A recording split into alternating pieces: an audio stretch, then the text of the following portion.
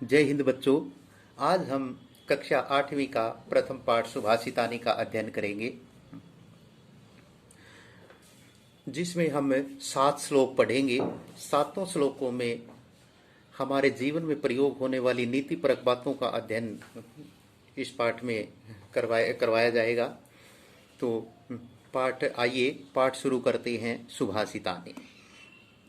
पहला श्लोक है, गुणाः गुणज्ञेषु गुणाः भवन्ति ते निर्गुणं प्राप्य भवन्ति दोषाः सुस्वादुतोयाः प्रभवन्ति नद्यः समुद्रम् आसाद्य भवन्त्यपेयः।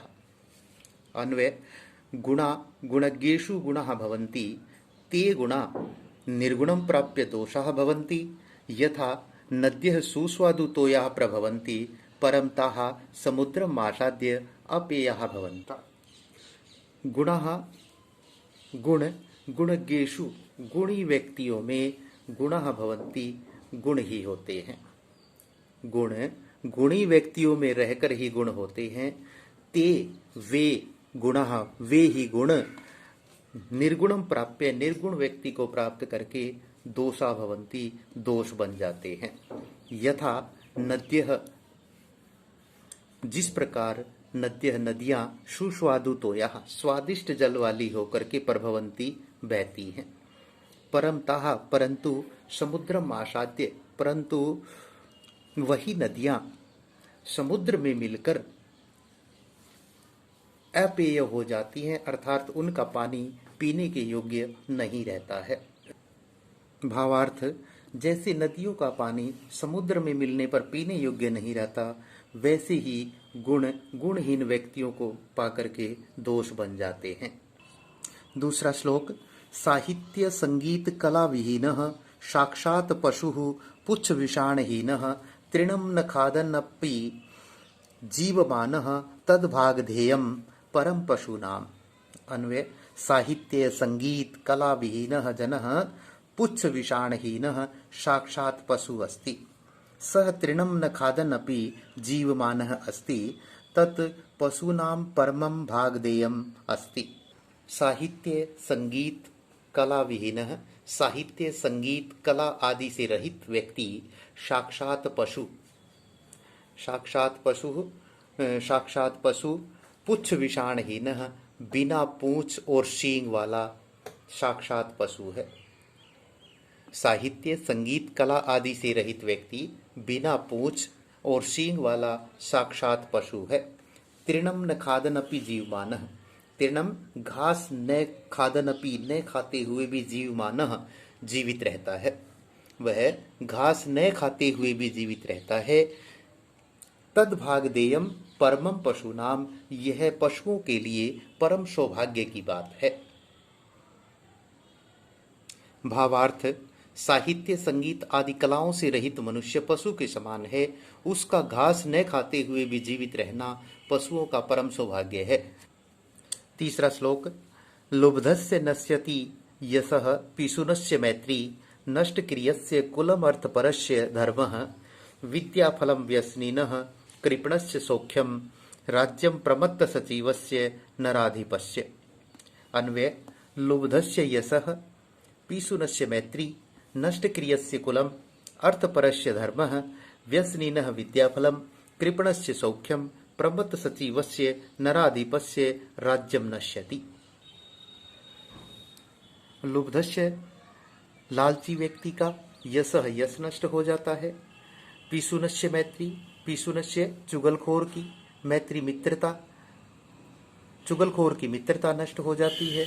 नष्ट क्रियस्य कुलम, और कर्महीन व्यक्ति का, अकर्मण्य व्यक्ति का, मेहनत न करने वाले व्यक्ति का वंश नष्ट हो जाता है। धन के लोभ, अर्थपरस्य धर्मः, धन के लोभी व्यक्ति का धर्म नष्ट हो जाता है। व्यसनिनः विद्याफलम, और बुरी लत वाले व्यक्ति की विद्या नष्ट हो जाती है। कृपणस्य सुखम, कंजूस व्यक्ति का सुख नष्ट हो जाता है। प्रमत्त सचिवस्य, आलसी मंत्रियों वाले नराधिपस्य, राजा का राज्यम नश्यति, राज्य नष्ट हो जाता है। भावार्थ रह रहे, भावार्थ, लालच करने वाले व्यक्ति का यश नष्ट हो जाता है, इसलिए हमें लालच नहीं करना चाहिए। पीत्वा रसम तु कटुकम मधुरम समानम माधुर्यमेव जनयेत मधुमक्षिकासौ संतस्तथैव सम सज्जन दुर्जनानां श्रुत्वा वचः मधुर सूक्त रसम सृजन्ति।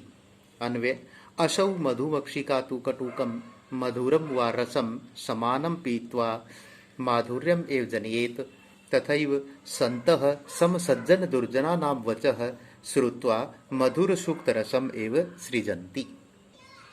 हिंदी अनुवाद कि असौ मधुमक्षिका, यह मधुमक्खी तू तो कटुकम कड़वा, मधुरम और मीठे कड़वे और मीठे रस को समानम पीत्वा समान रूप से पीकर माधुर्यम एव जनियेत मधुर रस या मीठा रस या शहद ही उत्पन्न करती है, उसी प्रकार तथैव संतः उसी प्रकार सज्जन लोग सज्जन और दुष्ट व्यक्तियों के वचनों को समान रूप से सुनकर हमेशा मीठी वाणी ही बोलते हैं। भावार्थ, जिस प्रकार मधुमक्खी कड़वे और मीठे रस से मीठे शहद का ही निर्माण करती है, उसी प्रकार सज्जन मनुष्य अच्छे बुरे लोगों के संपर्क में रह करके मीठी वाणी ही बोलते हैं, अर्थात अपना स्वभाव कभी भी नहीं छोड़ते हैं। विहाय पौरुषम यो हि दैवमेव अवलंब्यते प्रासाद सिंहवत तस्य मूर्धनि तिष्ठन्ति वायसः। अन्वय यो पौरुषम विहाय दैवमेव ही अवलंबते प्रासाद सिंहवत तस्य मूर्धनि वायसः तिष्ठन्ति। हिंदी अनुवाद, विहाय पौरुषम, जो व्यक्ति पौरुषम परिश्रम को छोड़कर दैवम अवलंब्यते भाग्य का सहारा लेता है, उस व्यक्ति की स्थिति प्रासाद सिंहवत महलों में बने हुए उस शेर की तरह होती है, तस्य मूर्धनि उस शेर की तरह होती है जिसकी सिर पर कौवे बैठते हैं। भावार्थ, हमें परिश्रम को छोड़कर भाग्य के सहारे नहीं बैठना चाहिए, परिश्रम का सहारा लेकर अपने लिए सुख सुविधाएं जुटाने का प्रयास करना चाहिए। छठा श्लोक, पुष्प पत्र फलच्च छाया मूल वल्कल दारु भी धन्य महीरुहा येषाम विमुख यान्ति नार्थिनः। अन्वय, महीरुहा पुष्प पत्र फलच्च छाया मूल वल्कल दारु भी धन्यः भवन्ति येषाम अर्थिनः विमुखः न यान्ति। हिंदी अर्थ, पृथ्वी पर फूल, पत्ते, फल, छाया, जड़, छाल, लकड़ी आदि से युक्त पेड़ धन्य हैं, जिसके कारण याचक कभी भी उन्हें निराश नहीं करते। भावार्थ, पेड़ पौधों के पास हमें देने के लिए बहुत कुछ है, वे कभी भी हमें खाली हाथ नहीं लौटाते। सातवां श्लोक, चिंतनीया ही विपदाम आदावेव प्रतिक्रिया न कूप खननम युक्तम प्रदीप्ते वहनिना गृहे। अन्वय, विपदाम आदावेव ही प्रतिक्रिया चिंतनीया गृहे वहनिना प्रदीप्ते कूप खननम न युक्तम। हिंदी अनुवाद है, मुसीबत के आने से पहले ही उसका समाधान ढूंढ लेना चाहिए, मुसीबत आने के बाद उसका समाधान ढूंढना उसी प्रकार अनुचित है जैसे घर में आग लगने के बाद कुआं खोदना। भावार्थ, विपत्ति आने से पहले ही उस मुसीबत का हल निकाल लेना चाहिए। यहाँ हमारा पाठ समाप्त होता है।